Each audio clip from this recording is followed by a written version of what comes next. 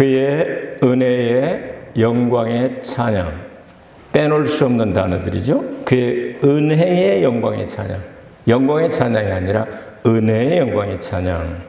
이런 말씀이 오늘 기록되어 있습니다. 6절이 이렇게 요절이 되겠죠.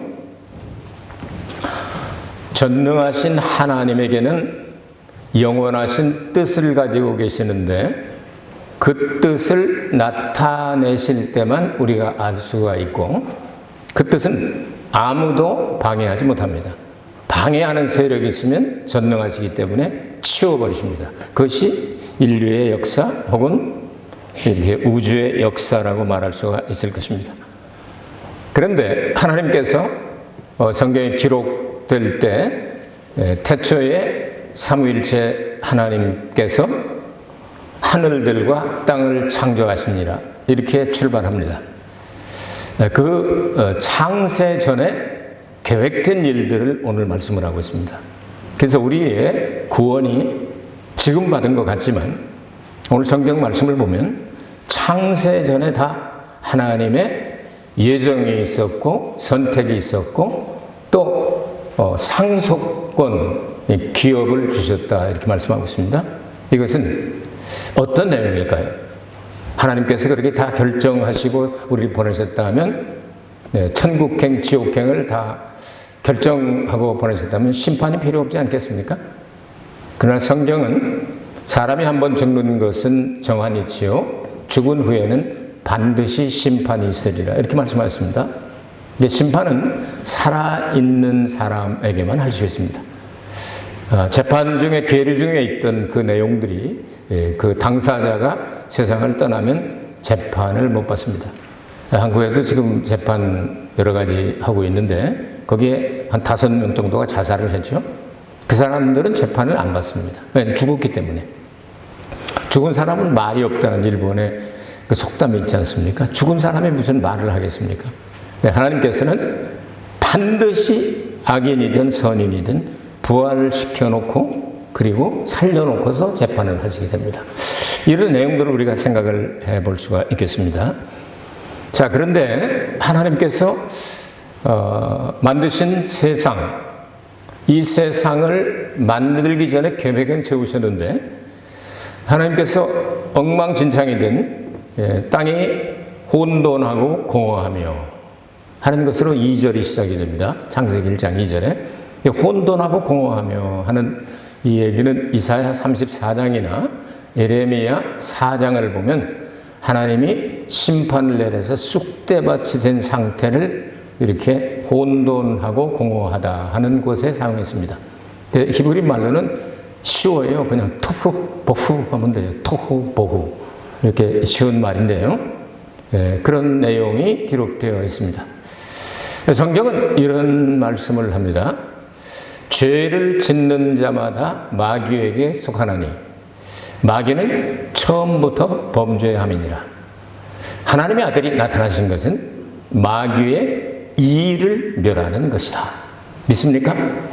자, 거기에 나오는 마귀는 처음부터 하는 그 처음부터라고는 단어가 어떤 단어냐면 창세기 1장 1절에 태초에 우리 성경에는 하나님이 천지를 창조하시니라 한 그 태초보다는 뒤에 처음이란 뜻이고 사람이 만들어지기보다는 더 먼저라는 뜻의 태초입니다. 처음이라는 뜻입니다. 그러니까 확실해졌죠? 그러니까 하나님께서 천지 만물을 창조하시는데 그러니까 우리 인간을 만들기 전에 마귀가 타락한 것을 볼 수가 있죠? 근데 우리가 생각하는 대로 보통 우리는 지금 존재하는 지구는 6,000년 정도 됐다고 말하죠. 창조과학계나 이런 사람들이. 그래서 6,000년 정도라 생각을 하는데 근데 과학자들은 또 138억 년은 최소한 지나갔다. 그리고 이 지구도 46억 년은 최소한 지나갔다. 왜냐하면 이게 탄성과 뭘 측정하는 게 있어요. 예를 들어서 풍선을 크게 불어가지고 이것을 줄어드는 속도 반감기를 이렇게 계산하는 방식 이런 게 이제 이런 방법이 전문가들이 있는 것 같아요. 그렇게 해보니까 이런 엄청난 138억 년이면 엄청난 거잖아요. 지금 6,000년하고는. 근데 우리가 성경을 자세히 읽어보면은요, 그럴 수 있겠다. 하나님 언제부터 출발하셨는지 우리는 이해할 수가 없어요. 우리 머리로 어떻게 이해하겠어요? 개한테 철학을 얘기해봐야 개똥 철학밖에 더 나오겠어요? 알아들을 수 없죠. 개한테 천국에 우리 함께 가자 그러면 천국이 어딘지 뭐지? 이거밖에 더 하겠어요? 못하잖아요. 야, 하나님 존재는 우리가 인정은 여러 번 하시잖아요. 그런데 어떻게 해서 어떻게 출발하는지 그거는 우리에게 맡겨진 일이 아닙니다. 우리가 알아야 할 일은 하나님께서 이 세상을 창조하시기 전에 우리의 구원, 그 예정하시고 선택하시고 그 다음에 기업으로 상속하게 하시고 하는 일들이 다 이루어졌는데 여기에 중요한 단어가 있습니다. 4절, 5절, 11절 이런 데 보면은 그리스도 안에서 했다 이렇게 말씀을 했어요. 다시 말해서 우리가 하나님의 자녀가 돼서 그 은혜를 받고 그 영광을 영원히 찬양하게 하는 방법론을 이야기한 것입니다. 그런데 창세기 1장 1절과 2절을 우리가 깊이 연구를 하면 1절 끝나고 난 다음에 그리고 그런데 하는 히브리 말로 하면 바브라고 하는 이 접속사가 있어요. 그거를 성경에 기록을 할 때 이거 있으나 마나지 뭐 하고 빼버린 것 같아요. 번역하는 사람들이. 그거를 넣어서 읽으면요. 하나님께서 없는 데서 있는 걸 창조하는 거죠. 그걸 창조라고 말하죠. 그런데 흑암이 깊은 위에 있고 하나님의 신을 우면에 행하셨는데 그 앞에 뭐가 나오죠? 땅이 혼돈하고 공허하며. 그럼 하나님 심판을 내리신 땅이 있었네요. 그 땅을 하나님이 무의 수요로 창조한 것은 이미 그 전 일이라는 얘기죠. 그런 내용으로 보면 히브리 성경을 이렇게 연구를 해보면 1장 내용이 6일간에 창조하실 때 마지막에 아담은 처음으로 창조하셨습니다. 그래서 창세기 1장 마지막 부분에 아담은 우리 조상이죠. 아담이 처음으로 창조되었기 때문에 하나님이 너무너무 기뻐하셨다 하는데 지금 우리가 살고 있는 세상은 처음에 창조된 세상이 아닐 수도 있겠다. 여러분이 이런 거는 이제 과학자들하고 의논하면서 연구를 하시면 참 좋은 주제가 될 것입니다. 그러면 이것은 하나님께서 심판을 내리셔서 혼돈하고 공허한 상태에 있던 그 세상을 성경 단어를 보면 다시 만든 걸 회복한 것 단어를 사용했습니다. 그래서 무에서 유를 창조한 것이 아니라 있는 것을 다시 만든 메이크를 이야기합니다. 크리에이트가 아니고. 그러니까 아무것도 없는 데서 이걸 만들어낸 이야기가 아니고 창세기 1장 1절을 빼고서 2절부터는 만들어진 엉망진창이 된 쑥대밭이 된 심판을 받았던 세상을 하나님께서 다시 질서를 잡고 지금 우리가 살고 있는 세상으로 6일 동안 만드셨다. 그런 내용으로 기록이 되죠. 여러분 이거 처음 들어보시죠? 이거 그렇게 듣고서 읽어보시기 바랍니다. 그 땅이 있잖아요. 하나님이 천지를 창조하시니라 해놓고 그런데 땅이 혼돈하고 공허하게 되었는데 그렇게 나온단 말이에요. 이런 내용들을 뭐 깊이 여기서 연구하는 시간이 아니니까 이거는 이렇게 넘어가고요. 중요한 내용은 뭐냐면 우리들이 구원이 언제부터 시작이 되느냐 하는 겁니다. 그래서 예수님 만나서 구원받는 그 순간이 우리는 있긴 하지만 하나님 편으로 볼 때는 영원 전이다. 더구나 창세 전이다. 그래서 이것을 선택과 예정은 그리스도 안에서만 이루어지는 일이다 하는 내용입니다. 그 선택이라는 게 이걸 선택과 유기 반대말을 유기라고 그러는데 선택은 이렇게 하고 그 다음에 버린다 하는 뜻이에요. 나머지는 극단적인 어떤 사람들은 이렇게 생각을 합니다. 그럼 하나님은 전지전능하시고 모든 걸 다 하시니까 미리 다 아시니까 딱 그래서 너는 천국행, 너는 지옥행 하고 선택을 해서 택할 사람 택하시고 버릴 사람 버렸다. 근데 택함 받은 사람은 별 문제가 없지만 처음부터 버림받았다 그러면 그럼 뭐로 만들었냐? 이런 내용이 될 수가 있잖아요. 오늘 성경 본문은 그런 내용은 아닙니다. 우리가 구원받는 방법을 이야기한 것이지. 그러니까 이 선택이라고 하는 것은, 하나님의 주권적인 선택이라고 하는 것은 이건 천국 갈 사람, 지옥 갈 사람을 선택했다는 게 아니고 하나님이 독생자 예수 그리스도를 통해서 구원받는 방법을 이야기하는 것이다. 이렇게 이해하시면 좋겠습니다. 그래서 하나님은 예지의 전, 하나님 전능하시기 때문에 다 알고 있어서 이 사람은 예수 믿을 사람이고 안 믿을 사람, 그건 모르시겠어요? 전지하시니까. 그러나 그렇게 해서 그래서 너는 믿을 것 같으니까 이렇게 부르고, 너는 끝까지 아주 말을 안 듣고 안 믿을 것 같으니까 안 불러. 이런 내용이 아니다 하는 얘기예요. 그럼 어떤 내용이냐?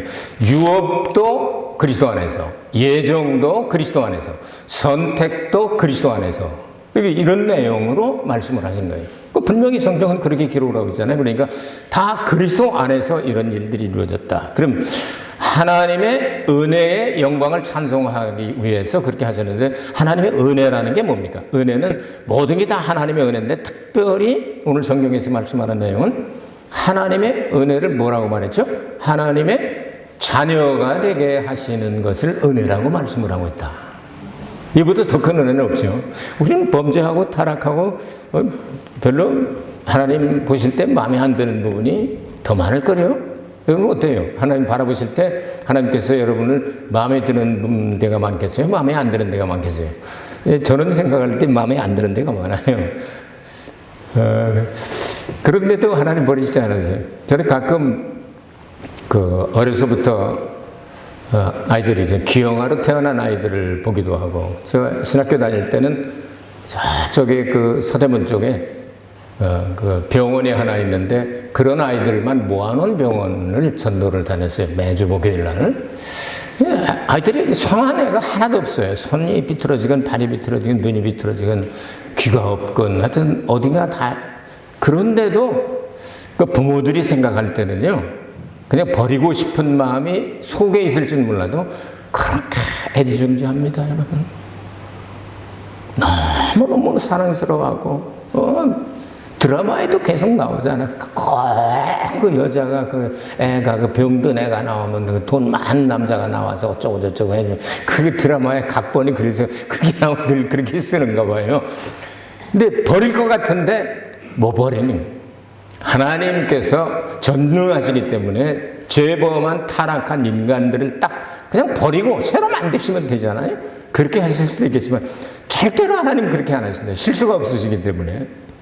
그래서 범죄하고 타락해서 아담 이후로 모든 사람이 죄를 범하면서 하나님의 영광에 이르지 못하고 죄의 삭은 사망이라고 선언을 내리심에도 불구하고, 그래도 나는 그리스도 안에서 선택된 사람들을 나는 끝까지 책임지겠다 하고 하나님이 그렇게 하시는 것이 은혜다 그 말이죠. 네, 은혜다. 은혜로 구원받았으면 감사하면 아멘 하시기 바랍니다. 자, 이렇게 자녀를 그냥 버리고 싶은 사람 버리는 게 아니라 하나님 그렇게 버리시지 않아요. 공평하게 기회를 주시지. 그래서 하나님이 자녀가 되는 길을 열어주시는 거예요. 그리스도 안에서. 그럼 그리스도 예수의 이름을 영접하는 자, 그 이름을 믿는 자들에게 하나님의 자녀가 되는 권세를 주셨으니 그러잖아요.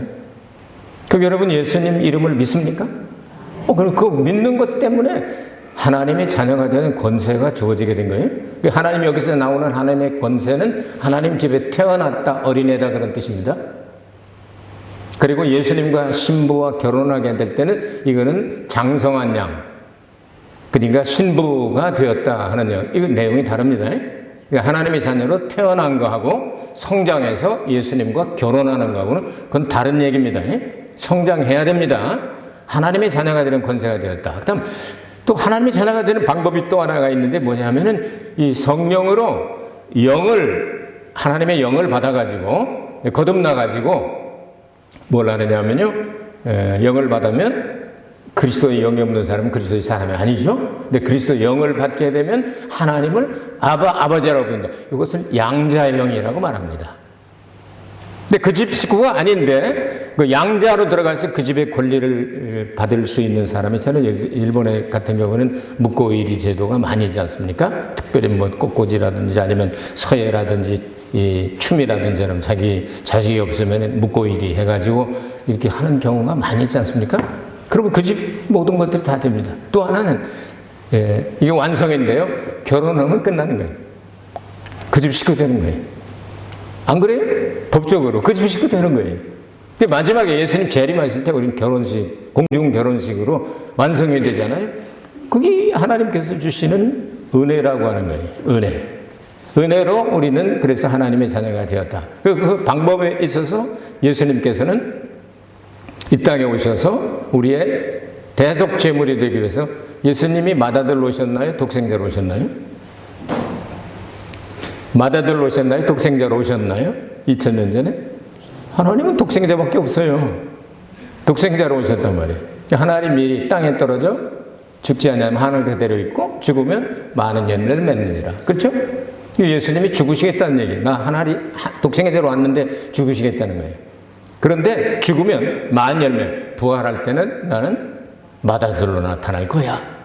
자, 여러분 생각해 보시면 어떤 집에, 그 집에 아들이 몇 명이나 있어요. 아, 독자야, 독자. 그럼 다른 아들이 있으면 그건 이상하죠? 아들이 여러 명 있던데? 그러면 이상하잖아요? 이상한 아들들이겠지. 그쵸? 그 집 아들이 아니잖아요. 독생자니까, 독자니까. 하나란 말이에요. 그런데 그 집에 아들이 맨날 저 사람이 장남이야, 맏아들이야. 그러면 가능성이 뭡니까? 맏아들 아닌 아들들도 있을 수 있다. 예수께서 맏아들이 되심으로 예수 그리스도 안에 예정되고 선택되고 그리고 미리 아신 자 되고 기업을 나눠줄 사람들을 예수님과 똑같이 장성한 분량에 이르게 하고 예수님과 똑같은 형체로 빌립보서 3장 20절에서 공부했죠. 우리의 시민권. 시민권이라는 게 이 권리 주장하는 게 아니고 그 시민권이라고 번역한 그 단어가 공동체 도시라고 말씀을 드렸잖아요. 예수님과 똑같은 형체로 바꿔지게 된다. 언제? 부활할 때. 이런 놀라운 그 예수님이 맏아들이 되셔야만 법적으로 우리가 예수님처럼 될 수 있다는 얘기. 예수님이 독생자로 계시면 하나님의 집안에는 언제나 예수님밖에 안 계신 거예요. 근데 예수님의 맏아들로 그래서 재림하시는 거예요. 여러분에게 여러분 말씀을 드렸습니다. 자, 여기까지 됐죠, 이제? 여러분은 그러면은 예수님의 동생들을 만나요?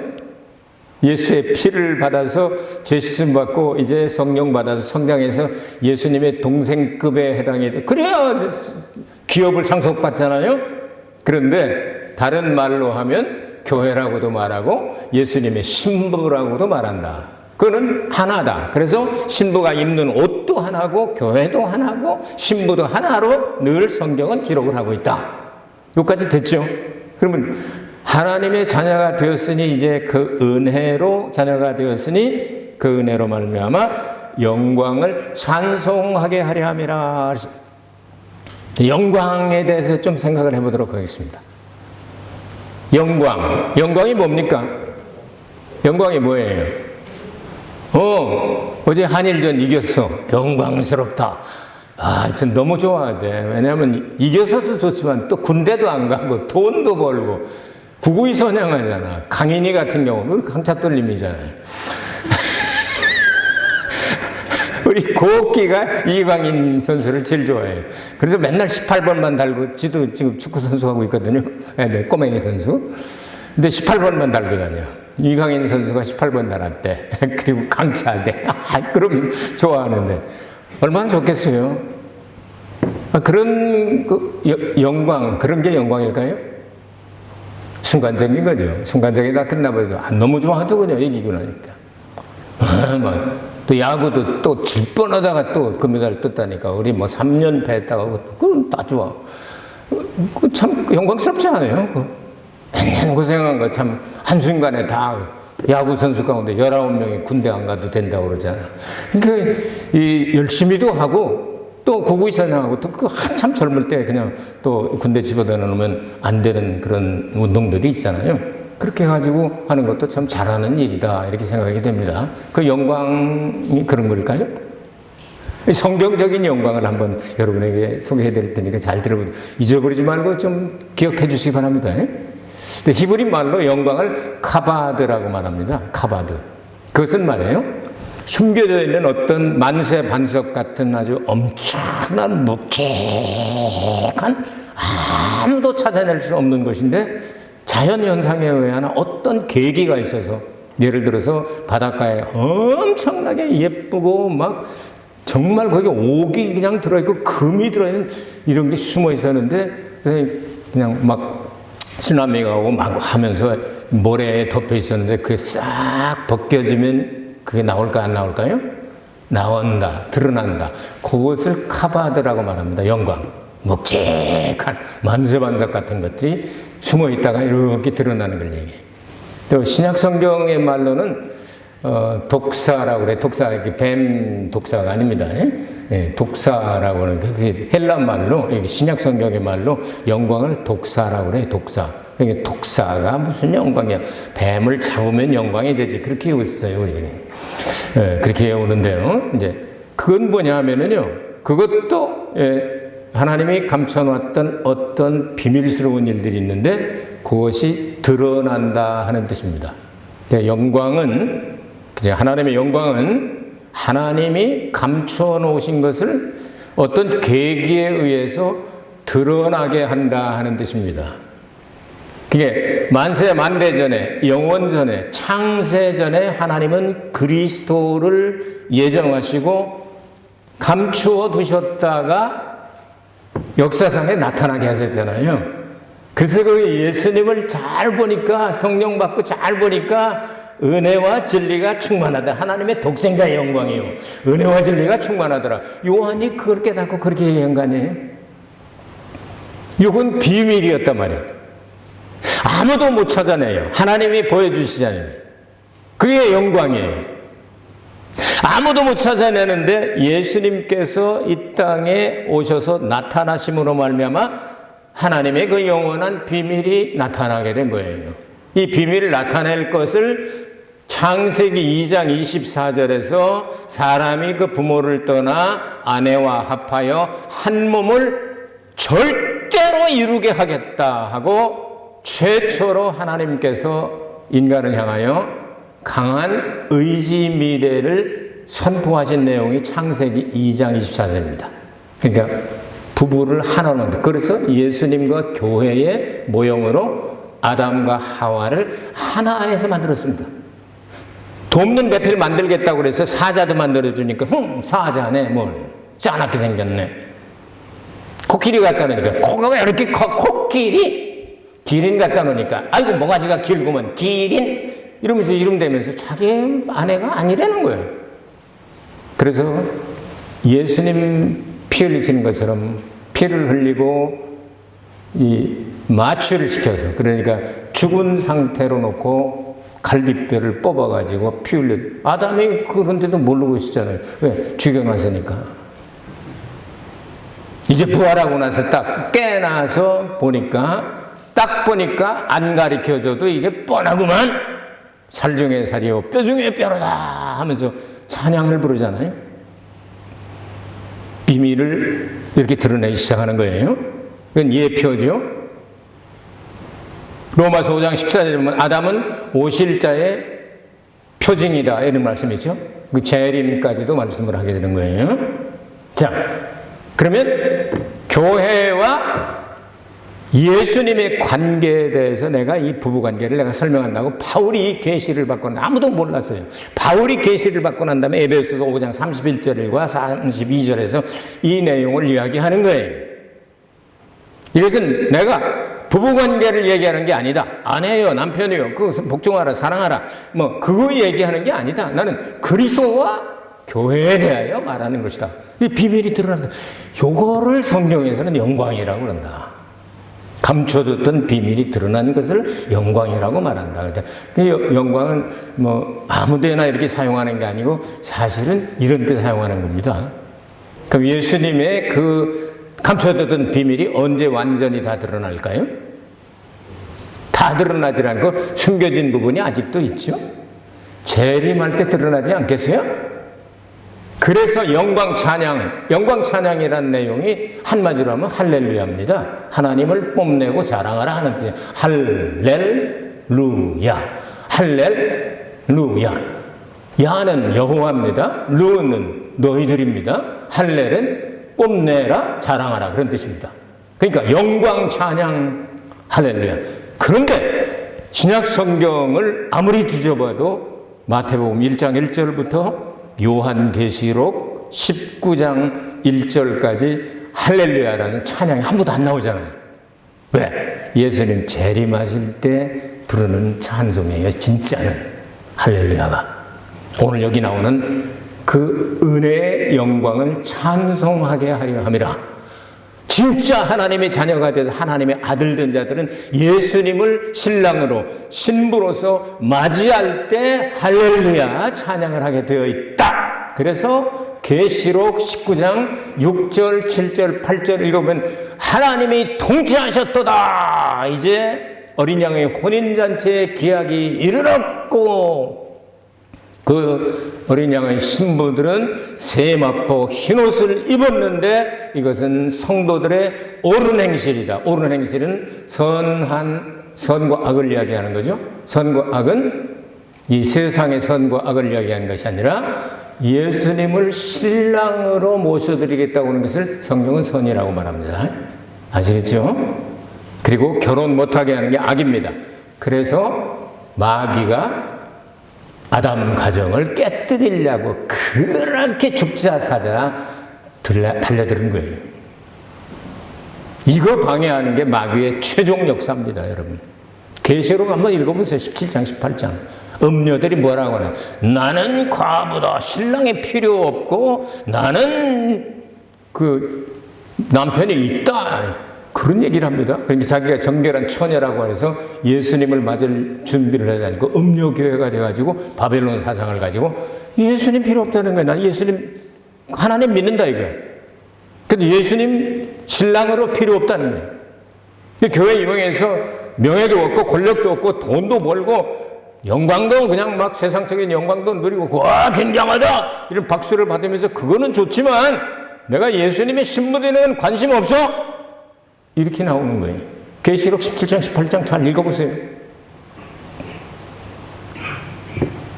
여러분 지금 들으시는 설교는 정말 귀중한 설교입니다.